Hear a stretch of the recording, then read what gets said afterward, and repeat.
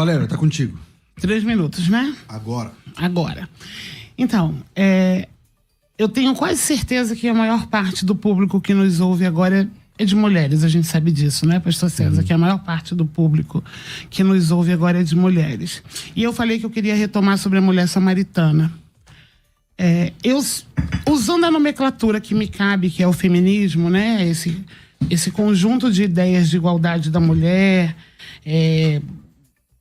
da promoção de direitos, eu vou voltar a Jesus Cristo. Vou voltar a Jesus Cristo ali na beira do poço, quando ele encontra aquela mulher tirando água. E Jesus Cristo, que não podia falar com ela, fala com aquela mulher. Ele ignora o fato dela ser uma samaritana e ele dialoga com ela, o que era expressamente proibido na lei judaica. Mais do que falar com ela, ele pede água. Bem, ele não tinha os utensílios, os discípulos tinham ido até a cidade para buscar alimentos, não é isso? Ele não tinha os utensílios. E a mulher também se choca, ela leva um susto. Mas aonde é que o senhor vai beber água? Porque tocar no objeto daquela mulher tornava um judeu impuro. Jesus Cristo transgride ali a segunda regra, porque ele toca no objeto. Ele diz que ele pode beber água da cuia dela. Ele diz que ele pode beber água da cuia dela. E aí esse texto, de fato, me emociona, porque ele segue ainda e começam ali um diálogo, né? Esse diálogo que começa com ele pedindo água, ele vai avançando a ponto de perguntar para ela, cadê o marido dela? Né? E aí ela fala que ela não tem marido, que ela já teve alguns maridos e Jesus fala, e o que tens agora não é teu. Olha só, é curioso o que a igreja ensina pra gente, porque fizeram a gente entender que a mulher samaritana sempre foi uma mulher envolvida em erro, em pecado. Promíscua. E não é isso, porque aqueles maridos não haviam repudiado aquela mulher. Eu tenho para mim que aquela mulher era incrível. Ela era uma mulher incrível, porque os homens não conseguiram repudiá-la. Mais do que isso, aí a gente tem para mim o que é fenomenal nesse texto. Jesus Cristo se declara pela primeira vez dizendo que ele é o Filho de Deus. Ele se declara. Jesus Cristo põe a mulher numa posição muito especial. E esse é o feminismo que eu estou defendendo. De que, assim como Jesus, as mulheres precisam ocupar uma posição muito especial. E foram as mulheres que acompanharam Jesus, eu não sei, eu tenho agora 0 minutos. E aí eu vou fechar só dizendo, posso fechar só mais uma coisinha? Bem rápido. Fica à vontade. Bem rapidinho mesmo, que no Brasil nós temos 104 milhões de mulheres. 104 milhões de mulheres. E uma pesquisa realizada por um observatório aponta que cerca de 3 milhões de pessoas no Brasil, aproximadamente 2% da população, se consideram pessoas transgêneros ou não binárias. Logo, a minha briga, professor, está aqui, em 104 milhões de mulheres. Esse é o número que me importa. Ok, Tassos. A história da mulher samaritana é muito bela. De fato, Jesus, ela emancipa a mulher. Isso prova 2 coisas. Que quem emancipa a mulher é o cristianismo, e a segunda prova é que foi o homem que emancipou os direitos das mulheres. Jesus é um homem. E também isso ocorre até mesmo na questão do sufrágio, que a professora alegou. Celina Guimarães teve a lei votada, foi 25 de outubro, de 1927. Celina Guimarães teve a lei aprovada e logo após pôde votar. Foi um homem que fez isso. E, aliás, não era uma vontade muito grande das mulheres, e eu digo isso pelo fato, já que 1 ano depois da aprovação da lei do sufrágio, independentemente do sexo, apenas 10% das mulheres se alistaram.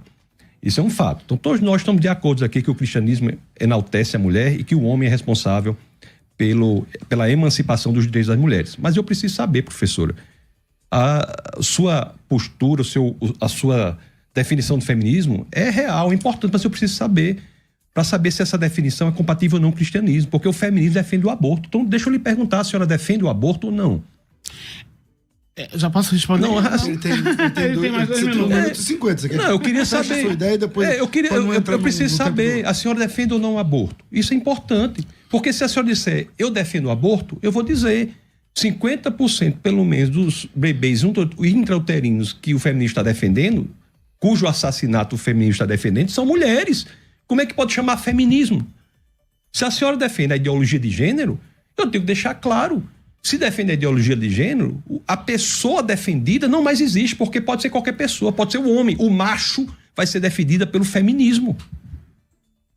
Então, feminismo pressupõe, não é o que eu sinto, o que eu quero, o que eu gostaria que fosse. O que pressupõe uma etimologia que está no seio da palavra. O nome é fêmea, que vem de femine, que é fêmea. Então, se nós não sabemos mais o que é uma mulher, se o feminismo não mais deixa claro que a ideologia de gênero acaba com a mulher, acabando com seus concursos de beleza, seus esportes femininos, suas posições, já que um homem pode ocupar, sob o guarda-chuva de defesa da mulher, qualquer espaço que seria da mulher, esse movimento é contra a mulher, não é a favor. Então nós temos que deixar bastante claro esses 2 pilares para que possamos ir adiante na argumentação. Do contrário, o que nós temos aqui é um movimento, conforme eu disse, que é opressor, escravizador da mulher. Quem liberta é o cristianismo, foi o que a senhora provou com a história de Jesus, da mulher samaritana. O feminismo não. O feminismo trata a mulher como se fosse uma comunidade de insetos, tenta submetê-las.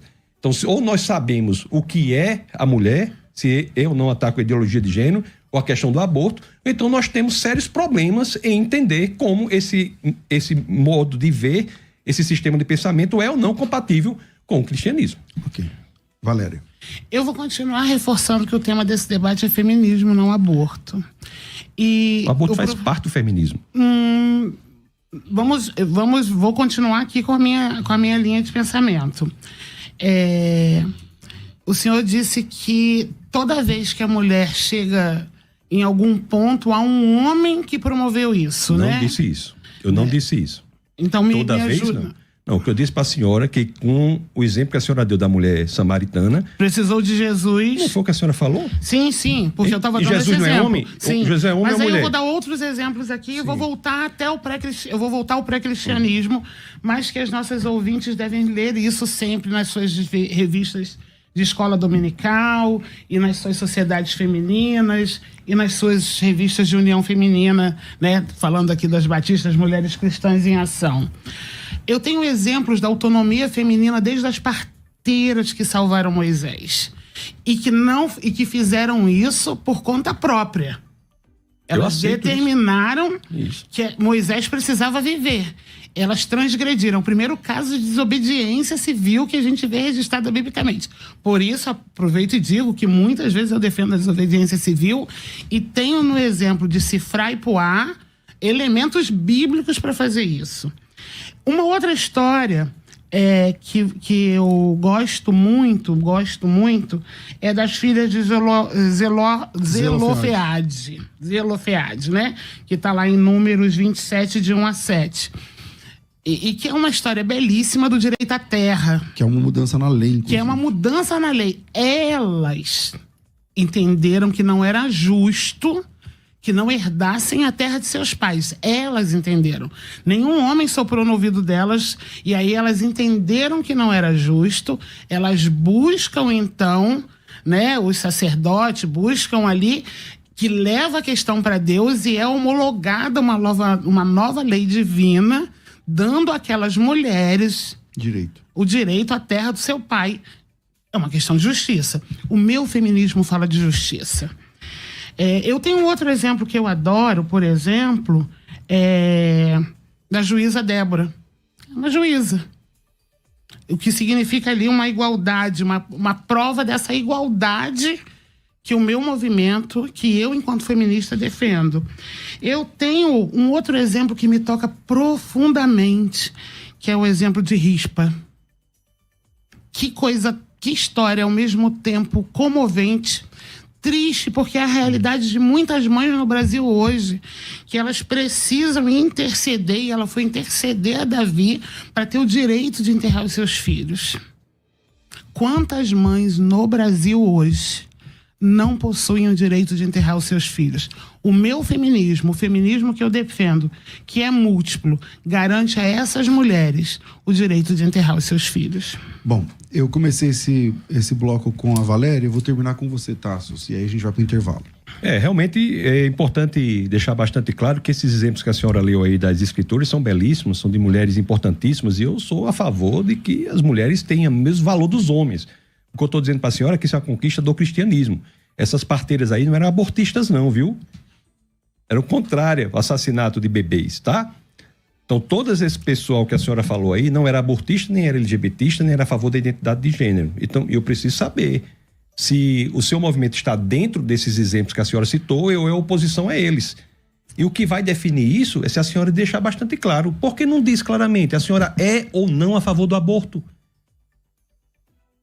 Pode responder sim ou não. Posso dizer claramente que eu sou contra o PL que criminaliza as mulheres vítimas mais do que o estuprador. O que eu vou defender é o que a legislação brasileira defende. Então, a senhora é a favor do aborto? Eu sou a favor do que a legislação brasileira defende, que é uma lei estabelecida em 1920. Então é um movimento legalista. Se nós estivéssemos na Alemanha, por exemplo, a senhora seria a favor do nazismo, por exemplo, que tinha base legal. Porque eu não vou admitir que as mulheres sejam criminalizadas mais do que seus violentadores. Só no meu tempo aqui. E só para fechar, eu fiquei muito feliz que as mulheres evangélicas, em sua maioria, se posicionaram contra a PL. Mas você chamou. Mas eu quero saber a resposta. Você convidou. Você me permitiu falar, eu falei. Pode falar. Agora o que eu quero dizer é o seguinte. Porque a senhora respondeu o seguinte: eu sou a favor do legalismo. O legalismo é perigoso. Eu não falei que eu sou a favor do legalismo. Não é o que a lei diz? A senhora... Eu vou ouvi-lo. Para o próximo bloco eu falar. É a favor ou não do que a lei diz? Eu sou a favor da lei que estabelece o aborto legal em casos de má violência fetal, risco de morte para a mãe e violência sexual. Então, um aborto como direito da mulher, a senhora não é a favor? O aborto não é direito da mulher? Ele é um direito nos casos que já são... Nesses casos, unicamente. Que são estabelecidos. Então, o cristianismo, com base no que nós vemos, no que a senhora estabeleceu aí, é um cristianismo que, de fato, enaltece a mulher, é contra o aborto, é a favor da vida do bebê intrauterino, que não tem nada a ver com a situação da mãe. A defender que, mesmo no caso da lei, as crianças possam ser assassinadas no ventre, porque a lei diz, é fazer de sua base moral um elemento da legalidade e não das escrituras bíblicas. Por isso, mais uma vez, fica bastante claro para mim que a visão de mundo feminista, que é abortista e que é a favor da identidade ou ideologia de gênero, que faz com que não se saiba mais o que é uma mulher, é absolutamente incompatível com o sistema de pensamento do cristianismo.